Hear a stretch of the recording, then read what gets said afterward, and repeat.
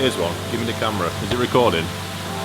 So, Evo, I've hijacked Koi Partners video. So, second day. Second day. Already done a day's work, by the way. Packing fish. Yeah. 5:30 a.m. I have to confess something. Good to go. I missed the breakfast. Oh no. Yeah. So, but I promise tomorrow morning I will make it. But I slept through my alarm. Let's go. Cool. Today is a busy day. Ricky has several customers over in his facility. We select high quality Hi Utsuri from the Shinoda Koi Farm, and I go visit the football match with Ryan in Manchester. So we're finally back at the shop and Ricky is busy with a customer and we are able to film what Ricky is doing today. Fish are looking good today, guys, with some nice tosai in here. But let's get back to Ricky. And good morning, Chris! How was your night yesterday? Yeah, pretty good, yeah. Maybe one or two too many wines. Well, I had the same. I just confessed to Ricky that I missed the English breakfast. Oh, no, Yeah, no. Morning! Morning. How you doing? All good. Great. So we haven't seen you in, we have seen you yesterday in the first episode. Just give us a small introduction what you're doing here. What's your name? No problem. Yeah, so I'm Matty. I'm basically to keep it all looking ship shape, cleaning, keeping everything fed, and just having a good time. Nice, really nice. So it's a lot of work because how many ponds are there? Altogether, we've got roughly about 28. That's a lot. A lot to keep up with. Yeah. Yeah, absolutely. All right, thanks. I No go worries. quick to Ricky because he's busy with his customer. But have a good one.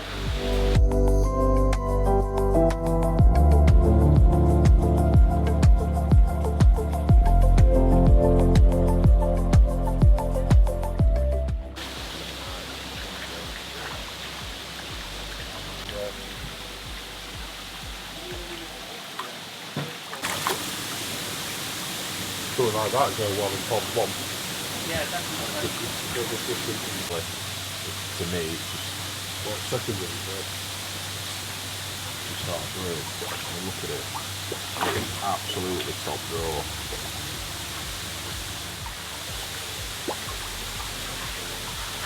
Start here, look, do it down planks.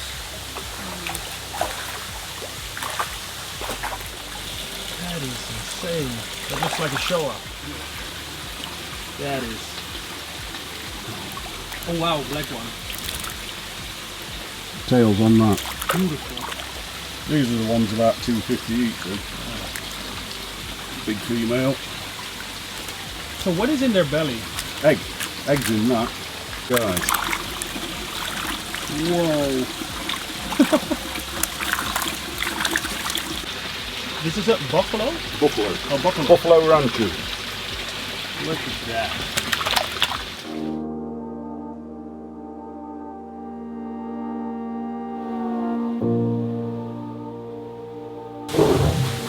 You happy to do it in here? Sure. That's what we normally do.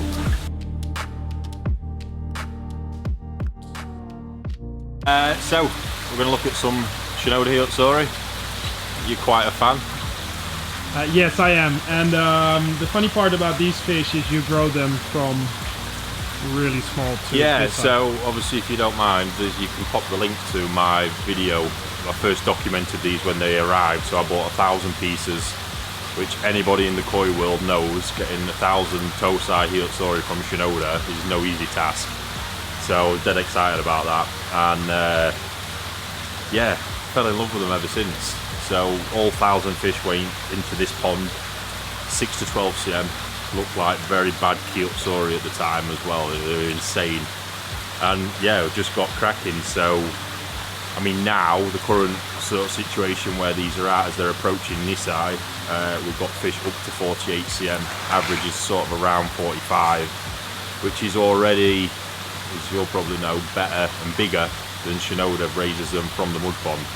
Normally kind of around 38, 45 cm. So we're hoping in the end, by the time the growing season's finished, the average will be around 50, with maybe a couple of fish getting close to 55, which will be awesome.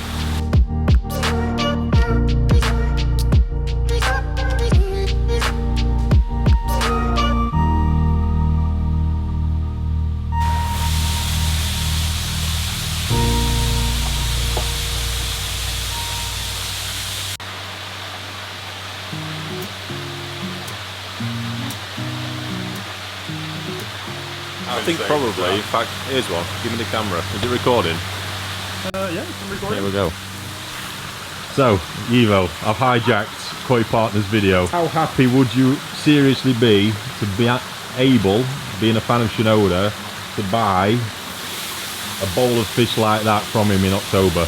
Yeah, to be honest, I would be very happy. And the thing with Shinoda is, if you are too late, he is sold out. It simply is. If it's with his Nisai or if it is with his Tosai, you're always late. There are so many dealers that want to have the Hi Utsuri from Shinoda.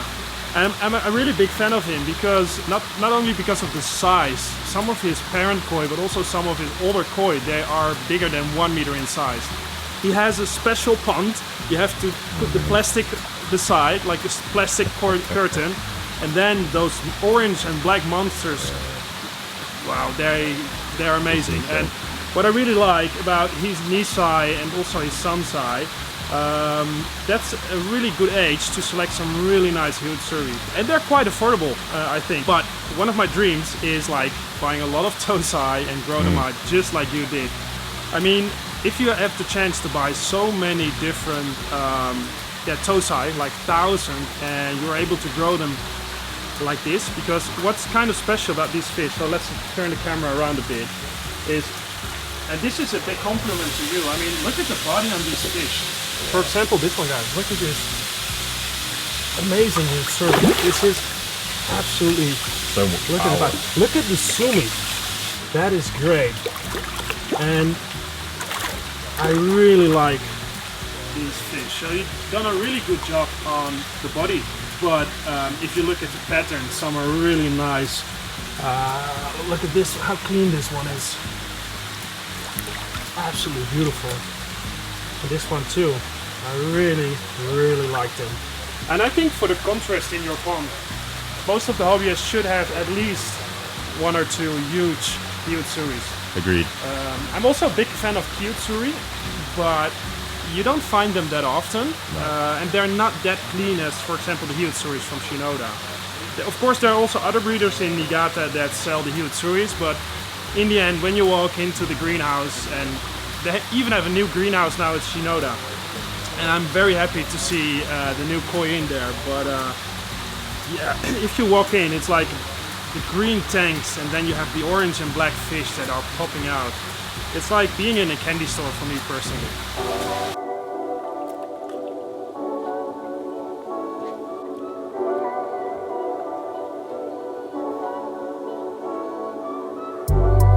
So 45 to 46 cm at the minute, quite incredible. So this is the first time we've not even done a video with these at this point in my own documentary over what I've been doing with these yet. Yeah, the big starting point here, Shinoda Hi Utsuri is the original jumbo lineage Hi Utsuri. They really do the business with the size, so it was most noticeable to me even right back when these were that small size. The bone structures were just entirely different. Last year I actually raised a Marusei Hi Utsuri and did really well, but these I just see instantly it's a different beast, and that's where the genetics are playing their part. You can clearly see that now as well playing out in the body. You know, yes, they've got the body, but the structures of the fish are right, which is most important. The structure's there to carry the weight so they don't look disproportionate. I'm blown away by it. Can see some really nice faces forming as well, which I think is a nice characteristic, which is really going to suit them as they get bigger and you get more flesh on the face. It's going to look absolutely superb. The patterns, it's important to speak about patterns are lovely for Hi Utsuri. Quite a lot of that natural Utsuri flow going to some of them. But even amongst these, you can see there's variations in bone structures. All have got good body, but the bone structure, I always talk about these separately. The bone structure is the bit that never changes. Body can be manipulated, it can be too big, it can be too slim. The structure never changes, however, and there's not a bad one in here, but there's different ones you can see. So if we take this for example, you can see there as part of the structure, the head's a slightly different shape. So we've got good power in the body throughout, but the head just a little bit narrower at the end. Still quite a big powerful head, but just a little bit narrower when you compare it to this one, which will ultimately when these hit the bigger sizes, so we're talking probably when these fish will easily grow to say 70 cm, not a problem. But we're talking then going beyond that and how that fish looks, and that is just a little thing there that will play out when you compare it to this beast. I mean, the power in this body is just insane. The size of that head, the width of the head, the mouth, everything across the body, the height of the spine here, all those qualities are telling us that that's the fish that's probably going to exceed that 70 and possibly go on to the 80 cm and beyond, which, yeah, it's no easy thing to do. So the Benny quality, I think there for all to see, this fish really represents it well. I mean, just look at the Benny quality there. And still so much pigmentation in the scales, still yet to come out. Not forgetting, you know, these are only like 17 months old at the minute. They've still got a long way to go. I think something worth discussing with Hi Utsuri is people's expectations, that they all want to see them this size with the deepest, most intense Benny. And realistically, that's not always going to happen. Those fish would have to be manipulated in a big way using really intensive colour food, concrete pond raising, if breeders ever do it, keeping them small as well, because you can't be stretching the pigment. You've got to keep it small so the pigment can spread into the scale. That's all important. So yeah, what you want to be looking for is a nice coloration now, but like if we can capture that on camera, we can see in this one in the middle of the scale where that deep red line is where all the pigmentation cells are currently stored. And what's going to happen is, although this is already a nice red colour, through looking at that pigmentation cell, basically those will spread like that into the scale with age and time. And then over time, that intensity and depth of colour will become more and more and will achieve that intense red that we all want. It's just going to happen a little bit later in life, which in my opinion is the best way to go with stuff like that. So yeah, that's I think a great representation of Shinoda Hi Utsuri there, what to be looking for as well. With these fish, the qualities are so similar and consistent. Really the thing here comes down to sort of picking the pattern that you like and enjoying it. So there we go. What do you think, Ivo? Yeah, I like them. Keep repeating it. Great fish, lovely body structure, good.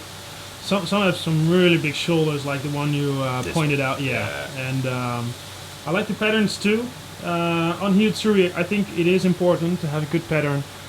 They should be clean, so they look all very clean. Of course, some have some black spots. I'm really glad you spoke about that, because I think this is something I always like to manage people's expectations when looking at koi and when buying koi.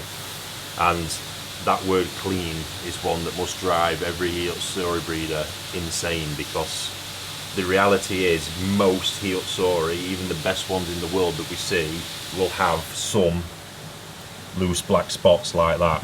It's almost impossible to have almost a Hi Utsuri impossible that has no black spots. Unless it's photoshopped out. So if that's your expectation when looking for Hi Utsuri, it's probably best not to even bother, in all honesty, because you're never going to get there. It is a reality that they do get it. It's just looking to minimise it as much as possible. And the real thing to avoid is some get the really small, like almost like dust in the scale. That is one to really watch, because that will potentially ruin the fish as it gets bigger. But in regards to these kind of black spots that we're talking about, it's completely normal. And it's pretty much like the Goshki and floating Benny. That same thing, people chasing that Benny that has absolutely zero blemishes.